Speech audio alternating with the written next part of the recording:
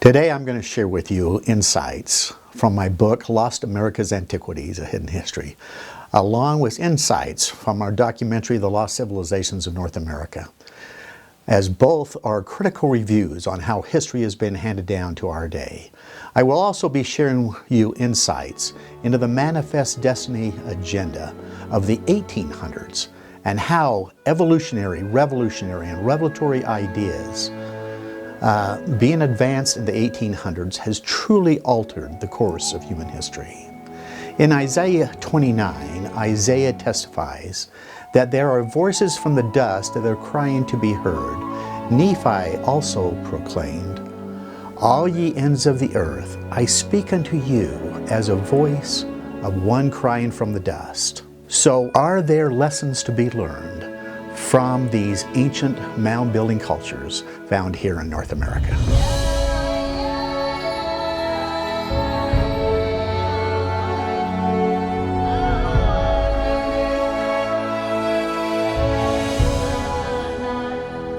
Dr. Gregory Little, in 2016, published the Illustrated Encyclopedia of Native American Indians and Mounds and Earthworks.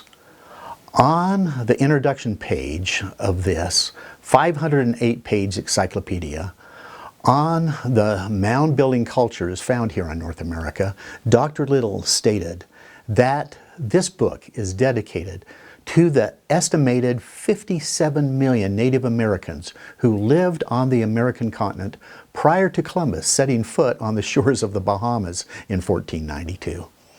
Stating that their amazing legacy remains one of the most unappreciated archaeological treasures in the world. So did the early men of science and government know about these evidences of very large civilizations that are found here in North America? One of the best records of these ancient mound building cultures was a book of surveys, which became the very first publication of the Smithsonian Institute, The Ancient Monuments of the Mississippi Valley, where E.G. Squires and Edwin H. Davis had surveyed hundreds of these mounds, earthwork structures, and fortifications. One question raised in the early 1800s was really what to call these mound building cultures. And the name given was Adena and Hopewell cultures, named after one of the first landowners on whose farm these early mound excavations took place, with the Hopewell culture being named after Captain Mordecai C. Hopewell. The Hopewell is viewed as one of the largest of these mound building cultures. So how many remember reading about these ancient civilizations of the mound builders in your high school or university textbooks? And if not, why not? Where is this history? So was there social engineering efforts being advanced in the 1800s, which has led to the silence surrounding these ancient civilizations? In the production of our documentary, The Lost Civilizations of North America, we were blessed to be able to interview no less an authority than Dr. Roger Kennedy, former director of the Smithsonian American History Museum, just prior to his passing in 2011, where he gives evidence of a more highly advanced civilization than we have been led to believe. In Dr. Kennedy's landmark book, Hidden Cities, in which he published in 1994, Dr. Kennedy stated that few realize that some of the most complex structures of ancient archaeology were built in North America, home of some of the most highly advanced and well-organized civilizations in the world. After he heard what we were going to call our documentary, The Lost Civilizations of North America, Dr. Kennedy said, no, you need to change the name of your documentary, because this history wasn't a lost history, it was a hidden history. So who were these people that built these giant earthen constructions? Dr. Kennedy gives us some insight into these remarkable people. Who created the settled places, the agriculture, the urban design, the engineering, and the astronomy that preceded us, preceded we European Americans, are not quite us. They are other people, we felt. And in the European American tradition, there's a long, long history of our saying to ourselves, oh no, that's those people. And those people can't be as good as us people. They couldn't have built those great big things.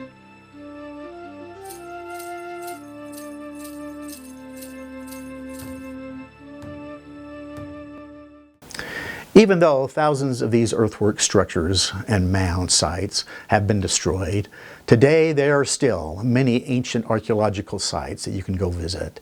In 2017, I visited the Okomoki Mound site in Macon, Georgia, where there still remains 3 very impressive mounds.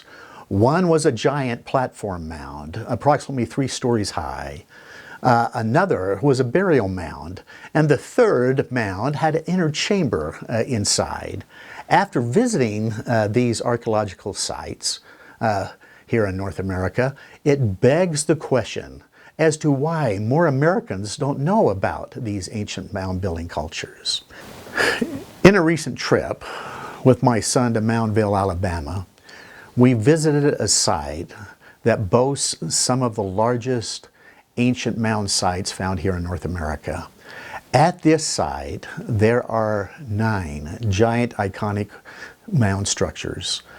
At the peak of the Mississippian culture, there was over 29 platform and burial mounds with an estimated population of over 30,000 residents. Found at this site were stunning artifacts, metal tools and weapons, refined copper ornaments, sister gardens, and native medicines. For the past 31 years in October, the Indian tribes gather for what they call the Parade of Fire.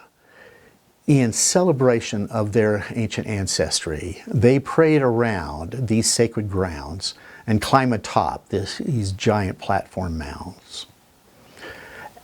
At Moundville, Alabama National Park, I met with Michael, a Choctaw Indian, a park administrator who had oversight over an Indian youth tribal group. We discussed how important history is in the development of a people and a nation, and how the American Indian ancient history has been referred to as prehistory, as if there is no record of their people's existence. Which loss of their ancient history resulted in the loss of their identity, as the world has little appreciation and understanding of the richness of the American Indian cultures. Now, the suppression of ancient history has been very much a part of the human story for centuries. History has witnessed that every great culture and civilization of ancient times, such as the Greeks, the Romans, the Egyptians, the Phoenicians, the Assyrians, they all had statues and monuments defaced, torn down, and destroyed, as conquering armies made it their mission to erase their history. So did that happen to the American Indian ancient history in the 1800s? In 1814, the United States government, under Andrew Jackson, waged a battle against the Creek Indians, called the Battle of Horseshoe Bend. The battle was a devastating defeat of the Creek Indians of that area, a battle which was followed up by 3 very defining events in history. The first was in 1823.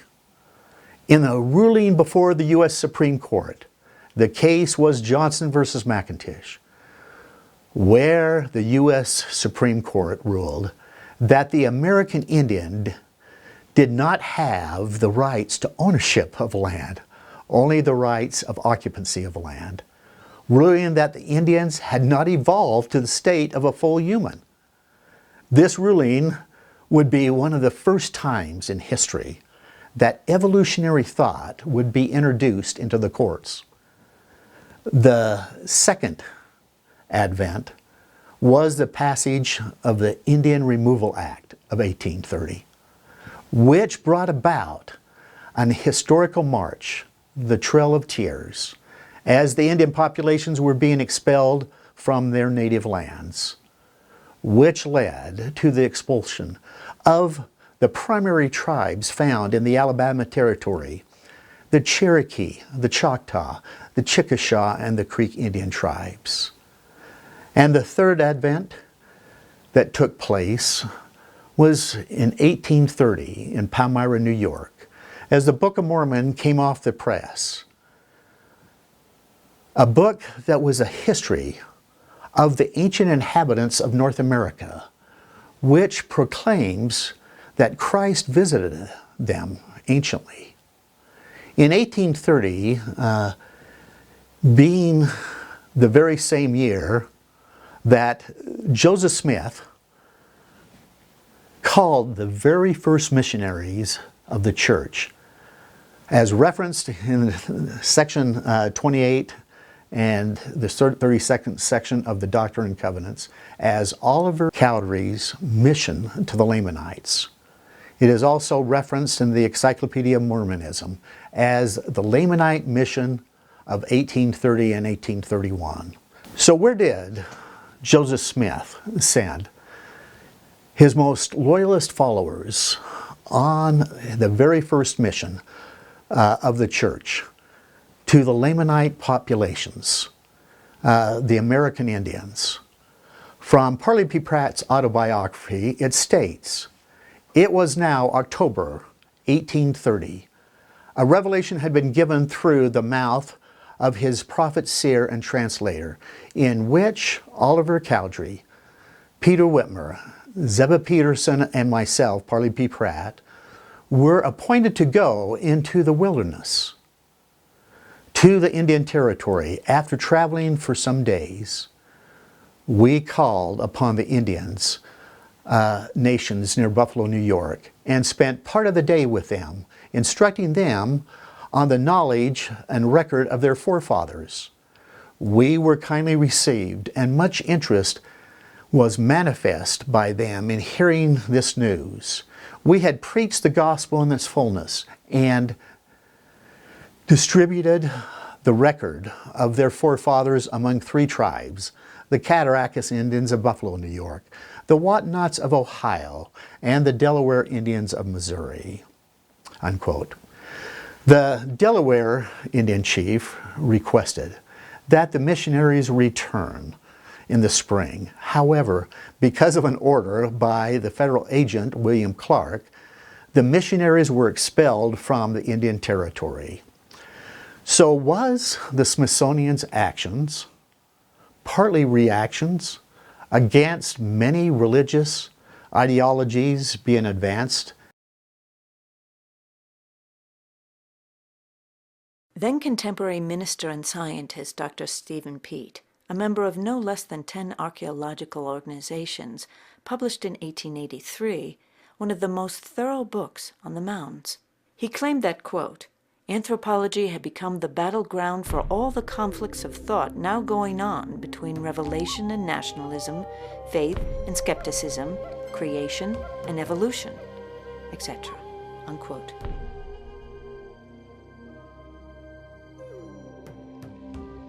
According to the scholarly journal of the Ohio Historical Society, quote, "No subject received more attention or stirred more controversy among archaeologists in the 19th century than the authenticity and presumed meaning of the engraved stone tablets that were periodically recovered from the mounds. Members of the Ohio Association were among the staunchest defenders of the lost race theory, and many had little doubt that the mound builders were descended from one of the ancient civilizations of Europe or the Middle East, most likely the seafaring Phoenicians of Hebrew or Mediterranean origin. Was the Smithsonian reacting to these religious ideas? Dr. Stephen Peet thought so, and actually charged the Smithsonian with, quote, "wanton destruction of the mounds." Whether motivations were religious or politically based, modern experts agree that wanton destruction did occur. So was the Smithsonian's actions partly reactions against many religious ideologies being advanced in the 1800s, given that they were finding evidence of more highly advanced civilizations than they wanted society to believe, and given that it could change how society would come to view and value the American Indians. So did the wanton destruction of many ancient mound-building sites take place. Surveyed by Squire and Davis, found in different areas of America's heartland are these giant geometric earthworks in which the mound builders constructed these huge circles and giant squares, moving thousands of yards of dirt, which are very symbolic of heaven and earth. These reoccurring ceremonial sites give evidence of a more centralized government designed by some master architect. From the Copper Age to the Bronze Age, onto the Iron Age, almost every explorer of ancient times were in pursuit of precious metals, found in rich abundance in America's heartland. In visiting many mound sites and museums, we saw an abundance of refined metals. This photo shows a skeleton showing a copper headplate and breastplate, along with other metal tools and weapons. A lot of copper was being mined and shipped to foreign shores anciently. The area that boasts some of the most purest copper found in the world was found in Michigan around Lake Superior. The count of the ancient mines discovered is over 5,000 ancient mines in just the Isles Royale area alone. It is estimated that there was over 500,000 tons of copper that came out of those ancient mines, traded to copper-hungry visitors visiting America from many foreign shores. Other ancient mineral-rich areas has been found in Wisconsin, Tennessee, Georgia, and southern Ohio. The thin copper leaf that you see there is located at the Okemukee Mound site in Macon, Georgia. Found off the banks of the Arkansas River in eastern Oklahoma is the Spiral Mound site. This mound site is spread over 100 acres of land. At this site was found a large quantity of refined copper, plated copper art, and even copper ear spools.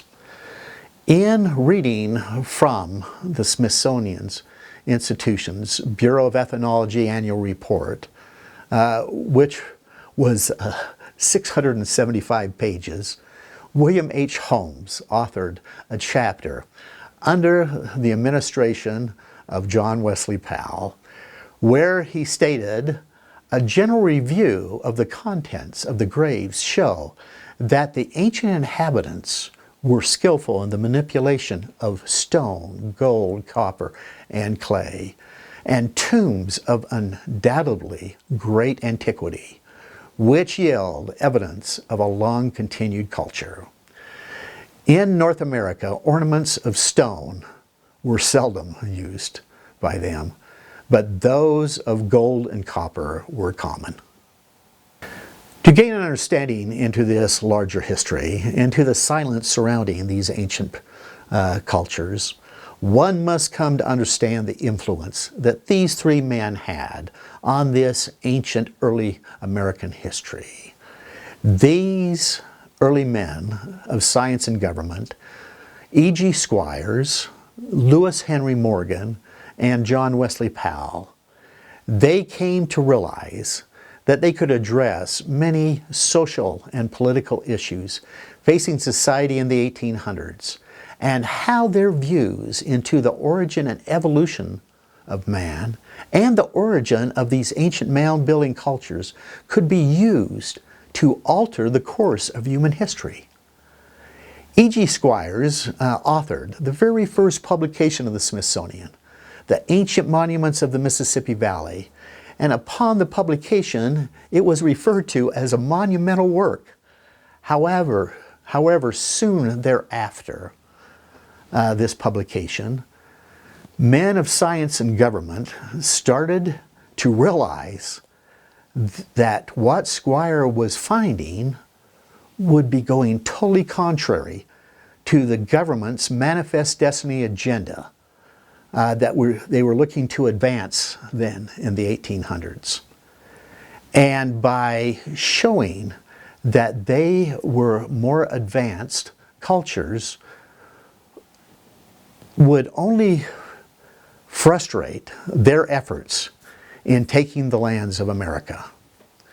Now, Lewis Henry Morgan, the American father of anthropology, the man that understood and even introduced social Darwinism to the American culture, John Wesley Powell, the American father of conservation, a man who became one of the most powerful men in the sciences in the 1800s. These early men in science and government came together in the mid-1800s in Buffalo, New York, to form a subset of the American Association for the Advancement of Science, with both Morgan and Powell later becoming president of that organization. Now, E.G. Squires was a prolific writer. After turning over his first two books to the Smithsonian for their publication, he complained about the heavy-handed editing that had taken place by these men of science at the Smithsonian. So after publishing his first two books with the Smithsonian, Squire decided to publish his third book, The Antiquities of the State of New York, on his own in Buffalo, New York, where he shared this observation. There is almost positive evidence that the mound builders were an agricultural people, considerably advanced in the arts, possessing great uniformity throughout the whole territory, which they occupied in manners, habit, and religion. A uniformity sufficiently marked to identify them as a single people, having a common origin, a common modes of life, and as a consequence, common sympathies, if not common and a consolidated government. The battle of opinions would escalate, followed by personal attacks on Squire's work, and it must have taken its toll on his health, because they committed him to an insane asylum for the last 14 years of his life. Now, E.G. Squires, in his 1851 book, The Antiquities of the State of New York, he also shared this quote from the History of the Holland Purchase, that the bone pits, which occur in some parts of Western New York, Canada, and Michigan, etc., have unquestionably a corresponding origin. They are of various sizes, but usually contain a large number of skeletons. One of these pits, discovered some years ago in the town of Cambia, Niagara County, was estimated to contain the bones of several thousand individuals. This locality was visited by and examined by Mr. O. Turner of Buffalo, New York in 1823. Now, John Wesley Powell's biographer, Wallace Stinger, stated that the man that in fact understood it was the one-armed little man with a bristly beard, a homemade education, and an intense concentration of purpose. When he assumed the dictatorship of two bureaus which he had created in Washington, Powell controlled a good part of the science of man and the science of the earth, and he conceived both in the broadest possible terms. It just so happened that John Wesley Powell's father, Joseph Powell, and even E.G. Squire's father were both circuit ministers in Palmyra, New York, when the Book of Mormon came off the press in 1830.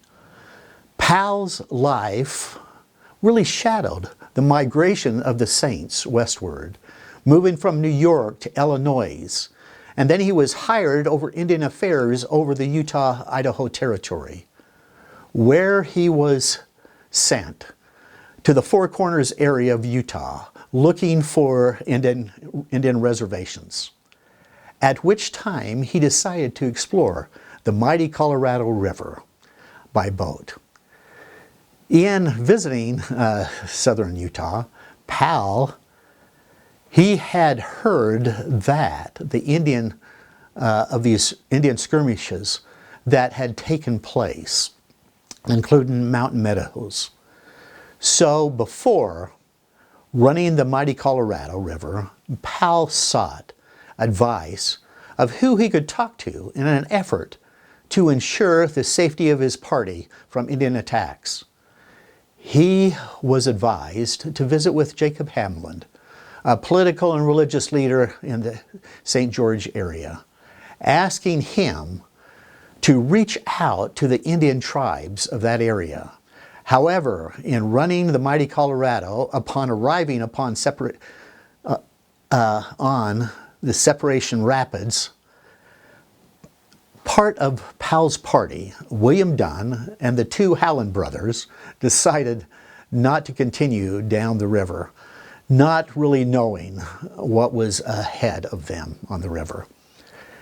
And so they decided to hike out, only to be later found dead, with evidence showing of an Indian attack. This served to increase Powell's animosity towards the Indian populations and even the Mormon settlements, confirming in Powell's mind what his mentor, Lewis Henry Morgan, had taught him, that the Indians were just mere savages and the fundamental religionists were barbaric. After running the mighty Colorado, John Wesley Powell became a national folk hero. His stories and encounters with the Indians and the Mormons became legendary. Returning to the East to find his professional home in Washington, D.C., where he became director of the Bureau of Ethnology of the Smithsonian, and director over the U.S. Geological Survey Department, and director over mound building exploration. In these positions, he would have a profound influence on these ancient artifacts. Now, Powell, as director over the U.S. Geological Survey Department, would use his influence in Washington, D.C. to really stop these Western settlements that were happening. The reason that approximately 61% of the state of Utah is owned by the federal government can be traced and credited to the works of John Wesley Powell.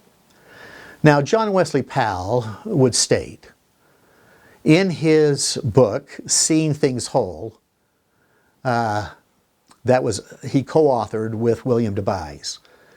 He said, "Whether we desire it or not, the ancient inhabitants of this country must be lost, and we may comfort ourselves in the reflection that they are not destroyed, but are gradually absorbed to become part of a more civilized community."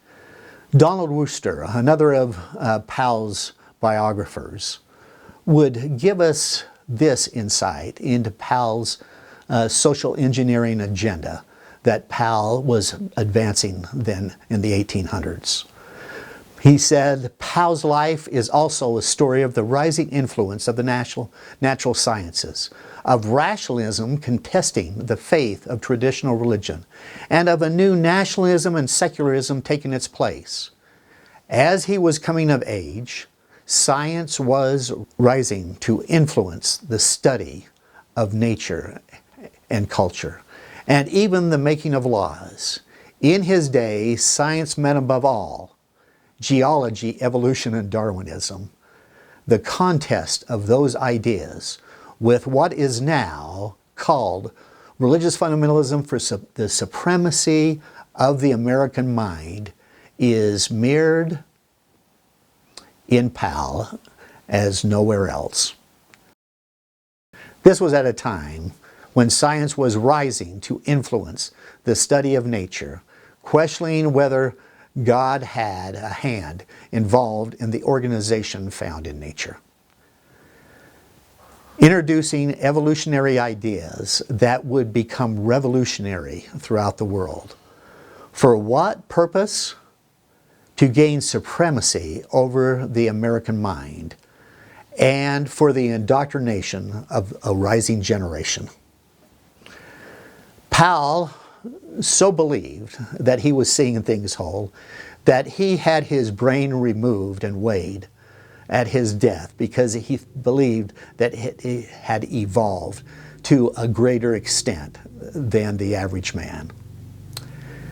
So, was there an asserted effort to silence this history? Did John Wesley Powell have a knowledge of these thousands, of earthwork structures, mounds, and fortifications found here in North America? Yes, you have to think so, given that Powell hired Cyrus Thomas, who produced this map that first identifies all the mound sites. That was his assignment as he was working for the Bureau of Ethnology under Powell at the Smithsonian. John Wesley Powell, as director of the Bureau of Ethnology at the Smithsonian, came to understand what was called the Powell Doctrine on limitations to the use of some anthropologic data. There is, therefore, no reason for us to search for extraliminal origin through the lost tribes and the art discovered in the mounds of North America. Hence, it will be seen that it is illegitimate to use any pictographic matter of a date anterior to the discovery of this continent by Columbus for historical purposes. So did these early men of science and government, as part of this manifest destiny agenda, work to silence the knowledge of these ancient mound-building cultures? Yes, you have to think so. Powell was mentored by Lewis Henry Morgan, a man referred to as the American father of anthropology. After graduating from Union College, New York, law school, in 1840. In 1844 to 1881, he moved to Rochester, New York, where he became a well-known attorney, politician, and a successful businessman, making a small fortune dealing with land rights as an attorney for the railroad and the mining industry. Both Morgan and Powell were from Rochester and the Palmyra area of New York, where Morgan became a real mentor to John Wesley Powell. In 1850, Morgan took up comparative studies as he was trying to make a kinship connection between the Indians of North America and the Indians of India. In 1870, Morgan traveled to Great Britain, where he met and corresponded with evolutionary theorists Charles Darwin and Sir John Lubbock. Inspired by these evolutionary theorists, Morgan wrote his most notable book, Ancient Society, where he came up with what he referred to as the stages of human evolution, that man evolved from savagery to barbarism onto civilization. It was these evolutionary scientific theories that paved the way for the leading proponents of manifest destiny, providing a rationale for American Indian policy and a blueprint for how to deal with the American Indian. With Morgan's work, being credited for advancing social Darwinism in America as he became president over the American Association for the Advancement of Science, inspiring such revolutionary theorists as Frederick Engels and Karl Marx, who both gave credit to Morgan for inspiring them in their work with and on the Communist Manifesto. These men believed that these evolutionary ideas into the science of man would provide emancipation from traditional family beliefs and religious dogmas, as they were looking to create a whole new morality, a new social vision for society, as shared in our Demographic Winter documentaries and the Family Foundation. To accomplish such tasks, they realized that it would take the galvanizing of the academic and scientific communities. Such an undertaking as Morgan and Powell had learned would take the creation and the establishment of credible organizations and societies and even social clubs. In Washington, D.C., next to the Smithsonian, stood a large mansion called the Cosmos Club, a think tank and a social club which was founded by none other than John Wesley Powell. Powell, inspired by the writings of Morgan on these stages of human evolution, he began to realize that he could use these evolutionary concepts into the origin of man as a tool for social reform. Powell's conviction that every variant could be placed somewhere on this evolutionary stairway gave direction and systems to Powell's work in ethnology. Emerging from this evolutionary stairway would be the enthronement of Darwinism, creating a whole new vision for society, as they would view the origin of man and the origin of society through this lens of evolutionary thought, changing how society has come to view and value the American Indian, the ancient mound-building cultures found here in America, how they came to view today even children, marriage, faith, and family, along with other societal norms.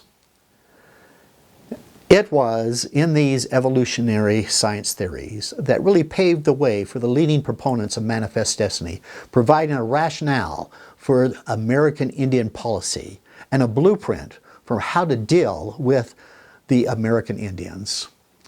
While in New York, I visited an old and rare bookstore where I found a book authored by Frederick Engels, a man who co-authored with Karl Marx the Communist Manifesto.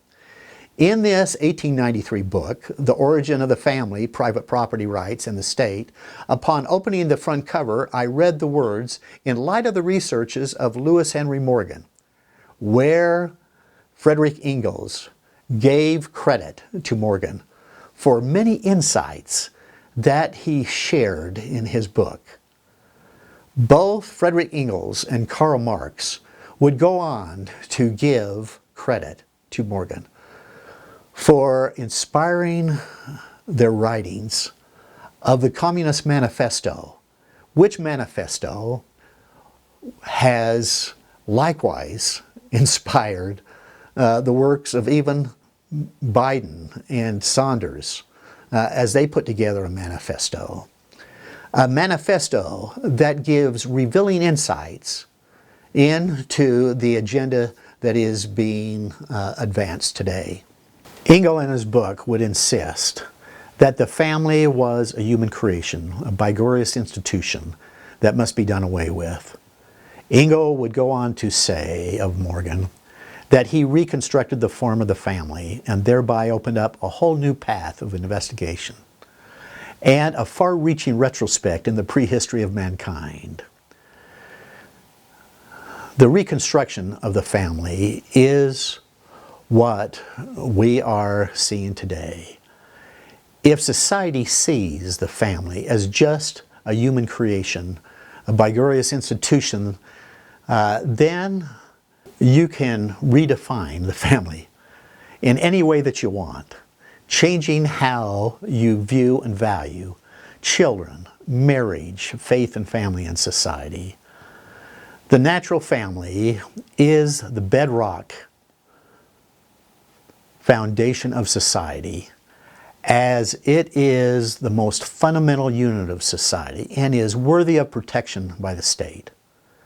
The most destructive event taking place worldwide is the disintegration of this most fundamental unit of society, the family, which will bring about a huge cost to society.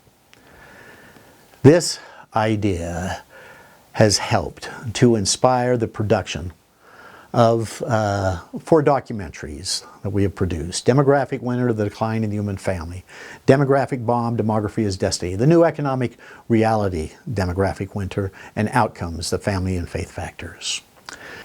In the study of both the Old Testament and the Book of Mormon, we learn that they are historical records of a fallen people, with the command that we learn from these historical records what history oftentimes sees is that history is replicated. For there is a common thread which has really led to the downfall of nations. It happens when the leadership of nations becomes so consumed in advancing their agenda, which it seems to always be about 3 things: amassing power, restricting agency, and robbing the treasury. When that happens, you can almost be assured that the end is near. In summary, let me say that this is a larger history that is laden with implications for our day, as social engineering ideologies into the origin and evolution of man has provided the foundational footings needed to advance many reforms of socialism worldwide. Ben Franklin produced his seal and recommended that it be considered for the seal of the United States, which depicts Moses leading the children of Israel out of bondage to freedom, stating that rebellion to tyrants is obedience to God.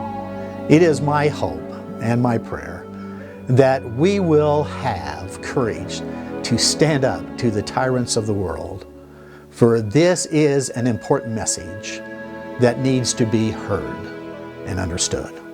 Thank you.